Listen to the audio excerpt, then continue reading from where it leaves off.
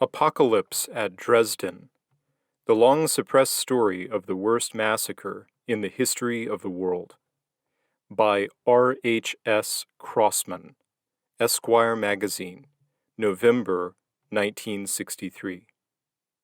If the British Commonwealth and the United States last 1,000 years, men may say that this was their darkest hour.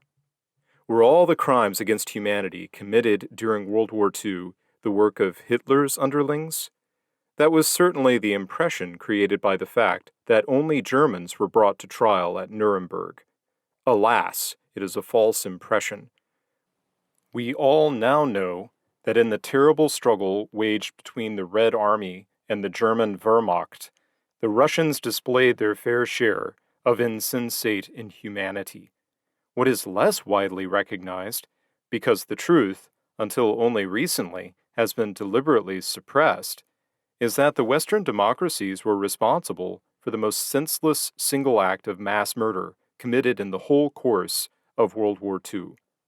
The devastation of Dresden in February of 1945 was one of those crimes against humanity whose authors would have been arraigned at Nuremberg if that court had not been perverted into the instrument of Allied justice. Whether measured in terms of material destruction or by loss of human life, this conventional air raid was far more devastating than either of the two atomic raids against Japan that were to follow it a few months later. Out of 28,410 houses in the inner city of Dresden, 24,866 were destroyed, and the area of total destruction extended over 11 square miles. As for the death toll, the population, as we shall see, had been well-nigh doubled by a last-minute influx of refugees flying before the Red Army, and even the German authorities, usually so pedantic in their estimates, gave up trying to work out the precise total after some 35,000 bodies had been recognized, labeled, and buried. We do know, however, that the 1,250,000 people in the city on the night of the raid had been reduced to 368,619 by the time it was over. And it seems certain that the death toll must have greatly exceeded the 71,879 at Hiroshima.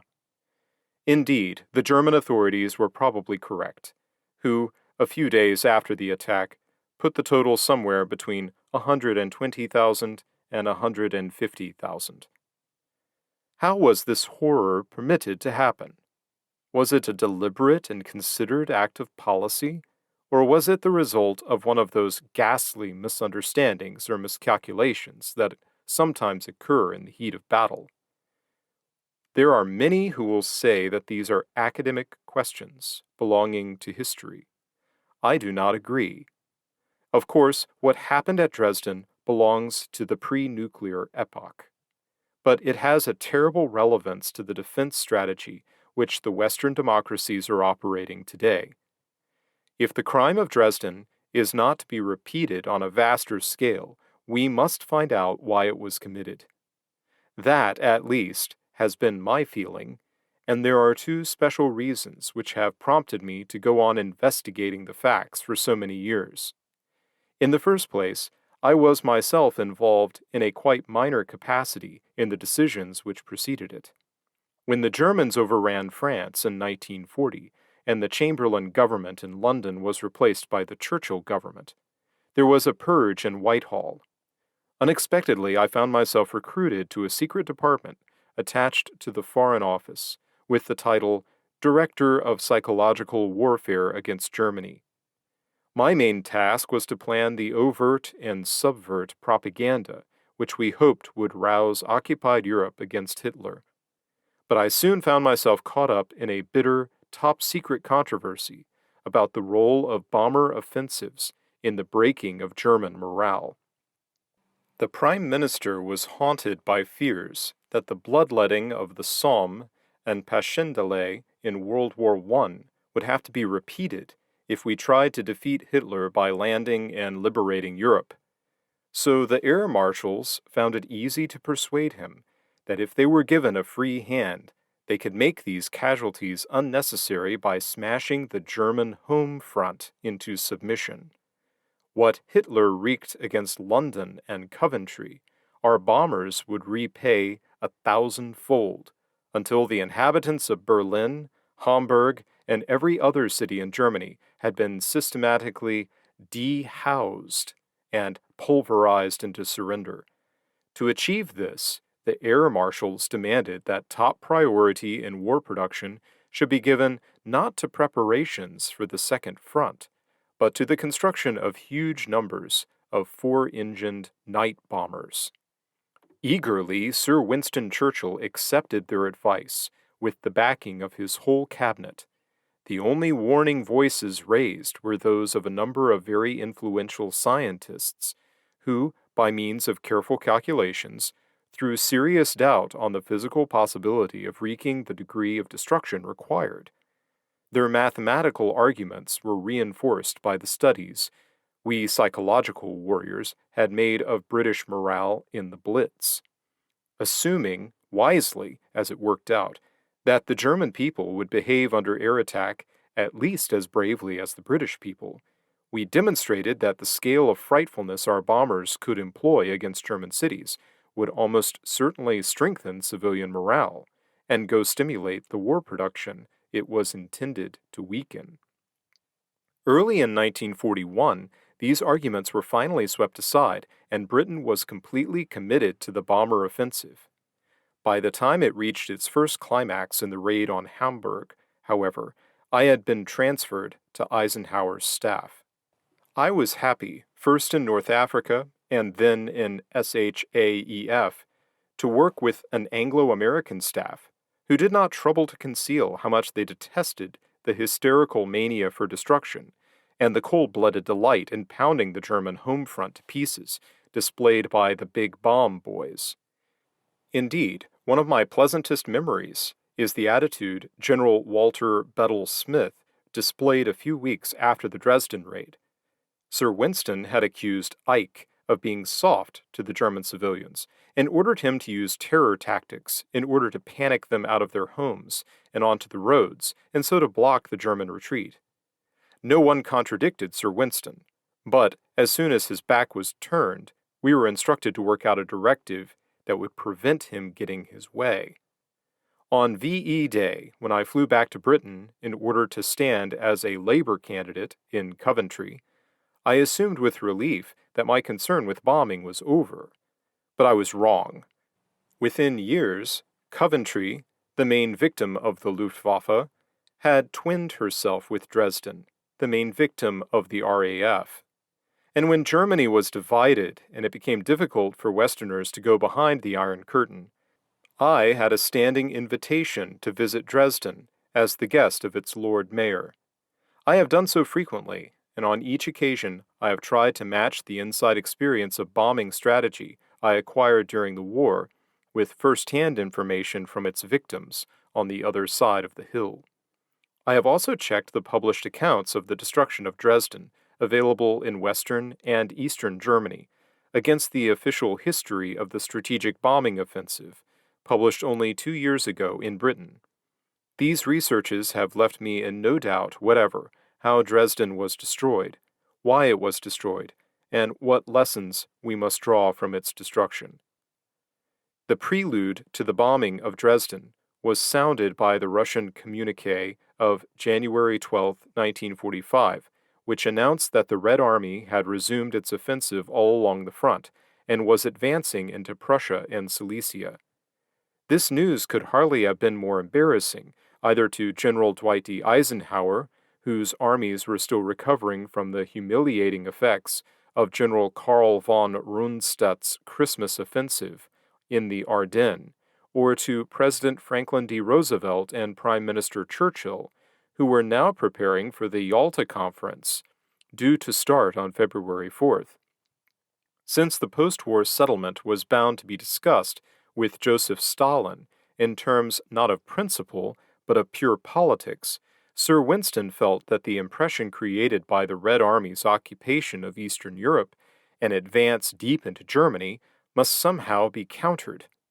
But how? The obvious answer was by a demonstration right up against the Red Army of Western air power. What was required, he decided, was a thunderclap of Anglo-American aerial annihilation so frightful in the destruction it wreaked that even Stalin would be impressed. January 25th was the day when the decision was taken that resulted in the blotting out of Dresden. Until then, the capital of Saxony had been considered so famous a cultural monument and so futile a military target that even the commander-in-chief of Bombing Command, Air Marshal Sir Arthur Harris, had given it hardly a thought. All its flak batteries had been removed for use on the Eastern Front, and the Dresden authorities had taken none of the precautions, either in the strengthening of air raid shelters or in the provision of concrete bunkers that had so startlingly reduced casualties in other German cities subjected to Allied attack. Instead, they had encouraged rumors that it would be spared, either because Churchill had a niece living there, or else because it was reserved by the Allies as their main occupation quarters. These rumors were strengthened by the knowledge that no less than some 26,000 Allied prisoners were quartered in and around the city, and that its population had doubled to well over 1 million in recent weeks by streams of refugees from the east. All this Sir Winston knew on January 26th. But early on that winter morning, he had learned that the Russian army had crossed the Oder at Breslav and was now only 60 miles from Dresden. Angrily, he rang up Sir Archibald Sinclair, his Secretary of State for Air, and asked him what plans he had for basting the Germans in their retreat from Breslav. Sir Archibald, whose main function had been to protect Bomber Command from public criticism by a series of lying assurances that scrupulous care was taken to bomb only military targets, remained true to type. He prevaricated over the phone, and next day replied that in the view of the air staff, intervention in winter weather at very long range over eastern Germany would be difficult. To this, the Premier replied with a memorandum so offensive in its controlled fury that the minister and the air staff, never noted for their moral courage, were stampeded into action. At once, orders were given to concert with the American 8th Air Force a plan for wiping out Leipzig, Chemnitz, and Dresden. Sir Winston and his staff left for Yalta, where it became only too clear that the Premier's forebodings were justified. Strengthened by his victories, Stalin pressed his political demands upon a president now weakened and very near his death, and a prime minister isolated and ill at ease. When suggestions were made that the Western bombing should be used to help the Red Army advance, the Russian generals were chilly and unresponsive. Nevertheless, Sir Arthur Harris had already selected Dresden, now only 60 miles from the front, for destruction. And day by day, Sir Winston hoped that he would be able to impress Stalin with the demonstration of what Allied air power could achieve so near the Russian allies. But the weather was against him. The conference broke up on the 11th, and it was only 3 days later, long after the conference, when it could no longer have any effect on the negotiations, that the RAF's spokesman in London proudly announced the destruction of Dresden.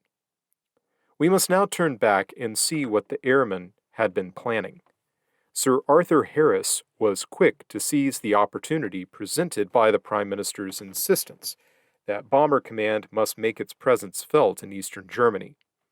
Since 1941, by a slow process of trial and error, which had cost him many thousands of air crews, he had perfected his new technique of saturation-precise bombardment. First, daylight operations over Germany had been discarded as too costly. Then, with raiding confined to nighttime target bombing, after a long period of quite imaginary successes, had been abandoned as too wildly inaccurate. The decision was taken to set each city center on fire and destroy the residential areas sector by sector.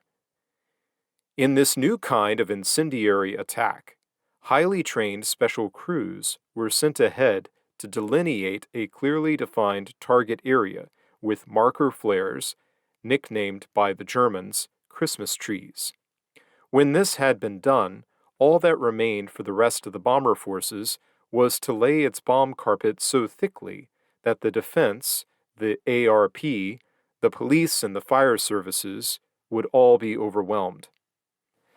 This fire-raising technique was first used with complete success in the Great Raid on Hamburg. Thousands of individual fires conglomerated into a single blaze, creating the famous firestorms effect, first described by the police president of the city in a secret report to Hitler that soon fell into Allied hands.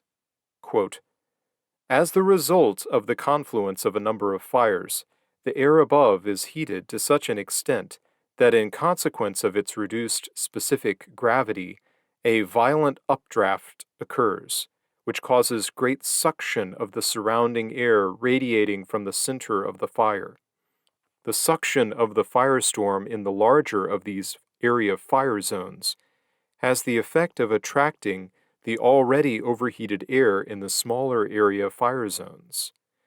One effect of this phenomenon was that the fire in the smaller area fire zones was fanned as by a bellows, as the central suction of the biggest and fiercest fires caused increased and accelerated attraction of the surrounding masses of fresh air.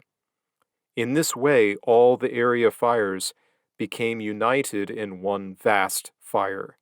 End quote. The Hamburg firestorm probably killed some 40,000 people, 3/4 by carbon monoxide poisoning as a result of the oxygen being sucked out of the air, the rest by asphyxiation. As soon as he heard that permission had been given to destroy Dresden, Air Marshal Harris decided to achieve this by a deliberately created firestorm, and to increase the effect, he persuaded the Americans to split the available bombers into 3 groups. The task of the first wave was to create the firestorm. 3 hours later, a second and much heavier night force of British bombers was timed to arrive when the German fighter and flak defenses would be off guard, and the rescue squads on their way. Its task was to spread the firestorm. Finally, the next morning, a daylight attack by the 8th Air Force was to concentrate on the outlying areas, the new city. 2-pronged attacks had been successfully carried out during 1944 against a number of German towns. The 3-pronged attack employed at Dresden was unique and uniquely successful. The first wave, consisting of some 250 night bombers, arrived precisely on time and duly created a firestorm. The second force, more than twice as strong and carrying an enormous load of incendiaries, also reached the target punctually, and, undisturbed by flak or night fighters, spent 34 minutes carefully spreading the fires outside the first target area. Finally, to complete the devastation, some 211 flying fortresses began the third attack at 11:30 a.m. on the following morning. Without exaggeration, the commanders could claim that the Dresden raid had gone according to plan. Everything which happened in the stricken city had been foreseen and planned with meticulous care. So far we have seen, looking at the Dresden raid from our side of the hill, considering the point of view of Mr. Churchill, concerned to create the best impression possible on Stalin at the Yalta Conference, and of Air Marshal Harris, eager to demonstrate the technique for creating a firestorm. But what was the impact on the Dresdeners? Inevitably, the raid has created its own folklore. Thousands of those who survived it now live in Western Germany, each with his own memory to retell to the visitor. In Dresden itself, the city fathers have now established an official communist version, of which the main purpose clearly is to put the main blame on the American imperialists. We are solemnly told, for instance, that the RAF was directed to special targets in the city by an American capitalist, whose villa on the far side of the Elbe is now a luxury club for favored communist artists. Nevertheless, anyone who bothers to read the books published in both Germanys and to compare the stories he hears from communist and anti-communist witnesses soon discovers that not only the outline of events, but the details of the main episodes are agreed beyond dispute. Dresden is one of those German cities which normally devotes Shrove Tuesday to carnival festivities. But on February 13, 1945, with the Red Army 60 miles away, the mood was somber. The refugees who were crowded into every house each had his horror story about Russian atrocities. In many parts of the city, and particularly around the railway station, thousands of latecomers, who could find no corner in which to sleep, were camping in the bitter cold of the open streets. The only signs of carnival spirit, when the sirens sounded at 9:55 p.m., were the full houses at the circus and a few gangs of little girls wandering about in fancy dress. Though no one took the danger of a raid very seriously, orders must be obeyed, and the population just had time to get down to its shelters before the first bombs fell at 9 minutes past the hour. 24 minutes later, the last British bomber was on its way back to England, and the inner city of Dresden was ablaze. Since there were no steel structures in any of its apartment houses, the floors quickly capsized, and half an hour after the raid was over, the firestorm transformed thousands of individual blazes into a sea of flames, ripping off the roofs, tossing trees, cars, and lorries into the air, and simultaneously sucking the oxygen out of the air raid shelters. Most of those who remained below ground were to die painlessly, their bodies first brilliantly tinted bright orange and blue, and then, as the heat grew intense, either totally incinerated or melted into a thick liquid, sometimes 3 or 4 feet deep. But there were others who, when the bombing stopped, rushed upstairs. Some of them stopped to collect their belongings before escaping, and they were caught by the second raid. But some 10,000 fled to the great open space of the Grosse Garten, the magnificent royal park of Dresden, nearly 1.5 square miles in all. Here they were caught by the second raid, which started without an air raid warning at 1:22 a.m. Far heavier than the first, there were twice as many bombers with a far heavier load of incendiaries. Its target markers had been deliberately placed in order to spread the fires into the black rectangle, which was all the airmen could see of the Grosse Garten. Within minutes, the firestorm was raging across the grass, ripping up some trees and littering the branches of others with clothes, bicycles, and dismembered limbs that remained hanging for days afterward. Equally terrible was the carnage in the great square outside the main railway station. Here, the thousands camping out had been reinforced by other thousands escaping from the inner city, while within the station a dozen trains, when the first sirens blew, had been shunted to the marshalling yards and escaped all damage. After the first raid stopped, these trains were shunted back to the station platforms, just in time to receive the full force of the bombardment. For weeks, mangled bodies were littered inside and outside the station building. Below ground, the scene was even more macabre. The restaurants, cellars, and tunnels could easily have been turned into effective bomb-proof shelters.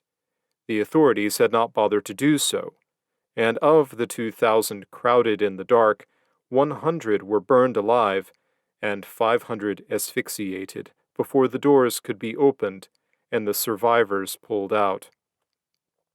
The timing of the second raid, just 3 hours after the first, not only ensured that the few night fighters in the area were caught off their guard, but it also created the chaos intended and effectively interrupted all rescue work.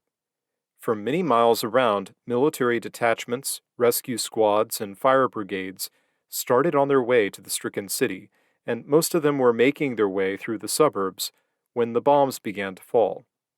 Those who turned back were soon swallowed up in the mad rush of panic evacuation. Most of those who proceeded toward the center perished in the firestorm. The most terrible scenes in the inner city took place in the magnificent old market square, the Alt Market. Soon after the first raid finished, this great square was jam-packed with panting survivors. When the second raid struck, they could scarcely move until someone remembered the huge concrete emergency water tank that had been constructed to one side. This tank was 150 yards by 6 feet deep. There was a sudden stampede to escape the heat of the firestorm by plunging into it. Those who did so forgot that its sloping sides were slippery with no handholds. The non-swimmers sank to the bottom, dragging the swimmers with them.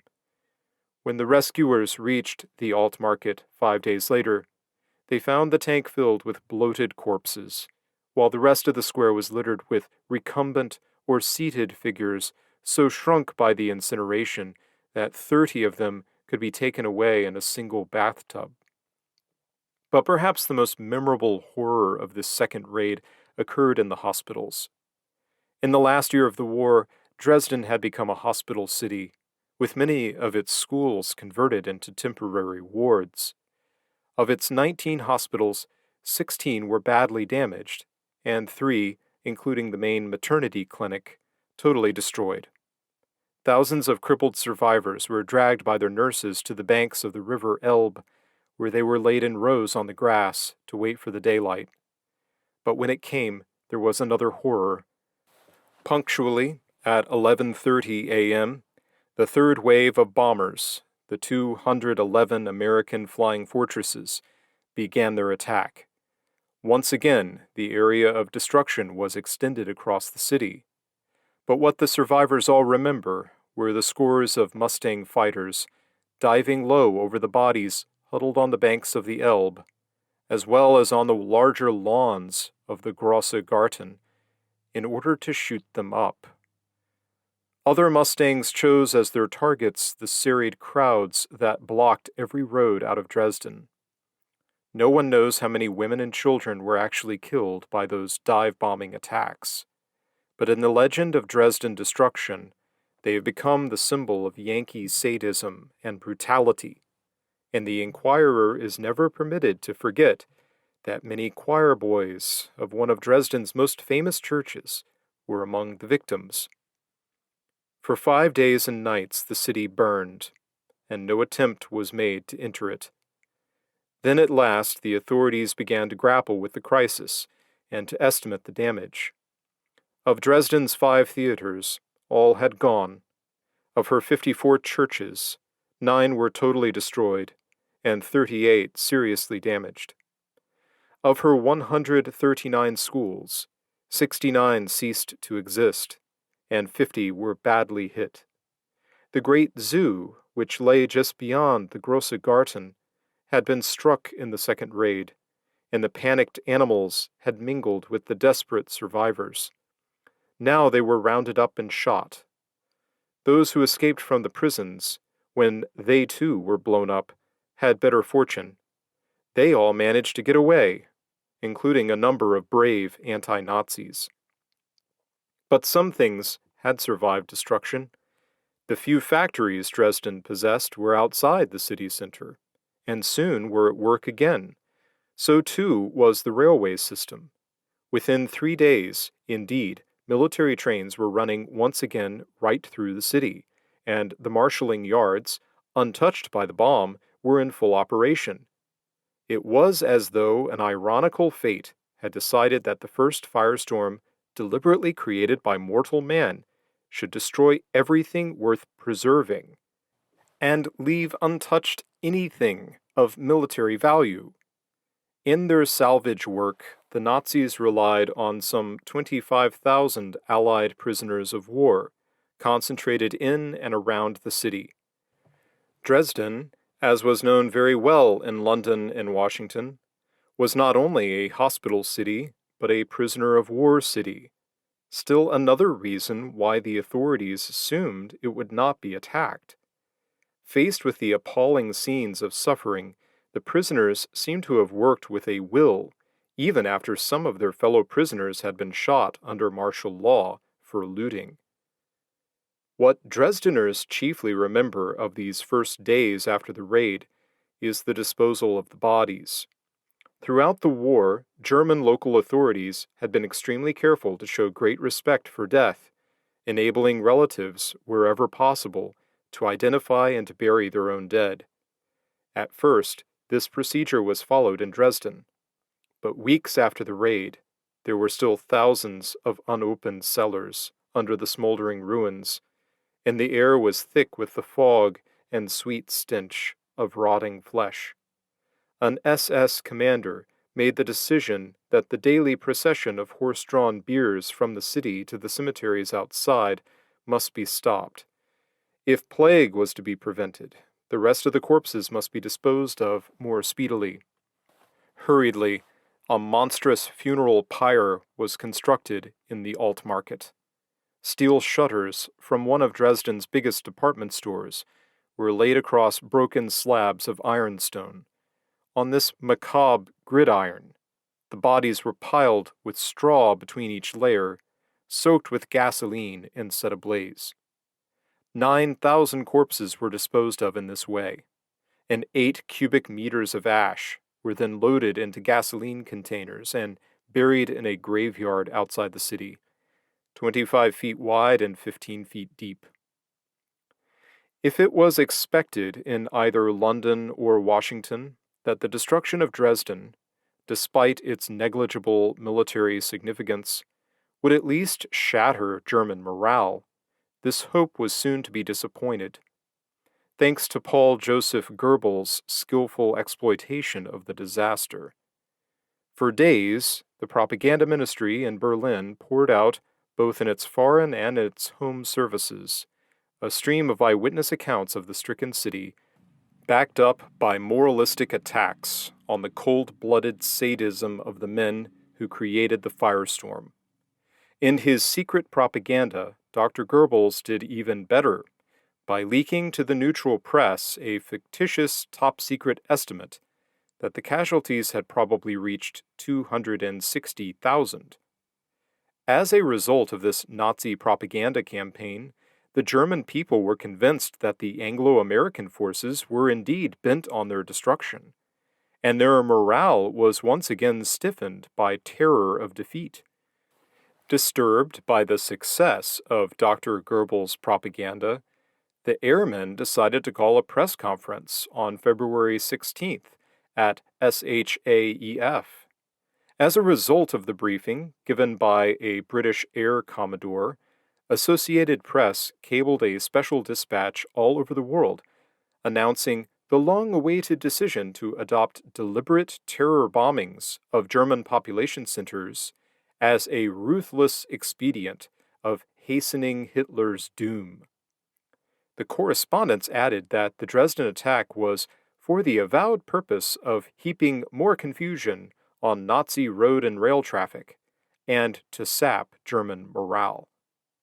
When this dispatch reached London, it was immediately censored on the ground that officially the RAF only bombed military targets, and the attribution to it of terror raids was a vicious piece of Nazi propaganda. In the United States, where the dispatch was widely publicized, the embarrassment caused to the administration was acute, since the Air Force spokesman had seldom failed to point out the difference between the indiscriminate RAF night attacks and the selective and precise nature of the daylight bombing carried out by the 8th Air Force. In order to stop awkward questions, General George C. Marshall then gave a public assurance that the bombing on Dresden had taken place at Russian request Although no evidence was produced, either then or since, for the truth of this statement, it was accepted uncritically and has since found its way into a number of official American histories. But suppression was not sufficient to stem the rising wave of public protest. Coming as it did when the war was virtually over, the wanton destruction of the Florence of the North and the mass murder of so many of its inhabitants was too much, even for a world public opinion fed for years on strident war propaganda. The publication of a lengthy report by a Swedish correspondent caused a revulsion of feeling. Within a few weeks, this revulsion against indiscriminate bombing had affected even Sir Winston Churchill. Up till now, the critics in the British Parliament of area bombing had been a small, derided minority. Suddenly, their influence began to grow, and on March 28th, Sir Winston, in response to this new mood, wrote to the Chief of the Air Staff, beginning with the remarkable words, quote, "It seems to me that the moment has come when the question of bombing of German cities simply for the sake of increasing the terror, though under other pretexts, should be reviewed." End quote. Since the Premier had taken the lead in demanding the switch from target to area bombing, and had actively encouraged each new advance proposed by Air Marshal Harris in the technique of air obliteration, this memorandum could hardly have been less felicitously phrased. It provided damning evidence that so long as terror bombing was popular, the politicians would take credit for it. But now that public opinion was revolting against its senseless brutality, they were only too obviously running for cover and leaving the Air Force to take the blame. So outraged was the Chief of the Air Staff that on this occasion he stood up to Sir Winston, forcing him to withdraw the memorandum and to substitute for it what the official historians, who narrate this incident in full, have described as, quote, "a somewhat more discreetly and fairly worded document," end quote. But in Britain, at least, the damage had already been done. From that moment, Bomber Command, which for years had been the object of adulation, became increasingly discredited, and the nickname of its commander-in-chief changed from Bomber Harris to Butcher Harris. Although the bomber crews suffered far the heaviest casualties of any of the British armed services, no campaign medal was struck to distinguish their part in winning the war. In his victory broadcast of May 13, 1945, Sir Winston omitted any tribute to them, and after the Labour government came to power, Earl Attlee was just as vindictive. In January of 1946, he omitted their commander-in-chief from his victory honors list. Sir Arthur Harris accepted the insult loyally, and on February 13th sailed to exile in South Africa. The 8th Air Force was treated more gently, both by the politicians in Washington and by the American public. Its airmen received their share of campaign medals, and to this day it has never been officially admitted that by the end of the war, they were bombing city centers and residential areas as wantonly by day as the RAF was by night. There was, however, an important difference between the public image of the two air forces. The British cabinet, having secretly decided to sanction indiscriminate terror bombing, concealed this decision from the British public and therefore compelled Bomber Command to operate under cover of a sustained and deliberate lie. In the case of the 8th Air Force, self-deception took place of lying. Instead of doing one thing and saying another, the myth was maintained that on every mission the flying fortresses aimed exclusively at military targets. And this is still part of the official American legend of World War II. It was because it was impossible to square this legend with what had happened at Dresden that General Marshall had to excuse American protestation in that Holocaust on the fictitious ground that the Russians had requested the attack. I leave it to the reader to decide which form was more nauseating, British lying or American self-deception. For what concerns me in this inquiry is not the public image of Anglo-American idealism that was shattered by the Dresden raid, but the crime against humanity which was perpetrated. That it was decided to bomb a city of no military value, simply in order to impress Stalin. That a firestorm was deliberately created in order to kill as many people as possible, and that the survivors were machine-gunned as they lay helpless in the open. All this has been established without a shadow of a doubt. What remains is to ask how decent, civilized politicians enthusiastically approved such mass murder, and decent, civilized servicemen conscientiously carried it out. The usual explanation, or excuse, is that strategic bombing was only adopted by the Western powers as a method of retaliation in a total war started by totalitarians. This is, at best, a half-truth. The Nazis and the Communists dabbled in terror raids on civilian targets, but they were old-fashioned and imperialist enough to hold that the aim of war is not to destroy the enemy, but to defeat his armies in the field, to occupy his country and exploit its resources. That is why both Stalin and Hitler preferred to use their air power not as a separate weapon of unlimited war, but as a tactical adjunct to conventional land and sea operations. In fact, the only nations which applied the theory of unlimited war really systematically were the two great Western democracies. Both created a gigantic strategic air force and carried out quite separate but eventually unsuccessful attempts to defeat Germany by aerial annihilation. Yet, at first sight, terror bombing seems to me, as an Englishman, a form of warfare repugnant to our national temperament and utterly unsuited to an island people, itself hopelessly vulnerable to indiscriminate air attack.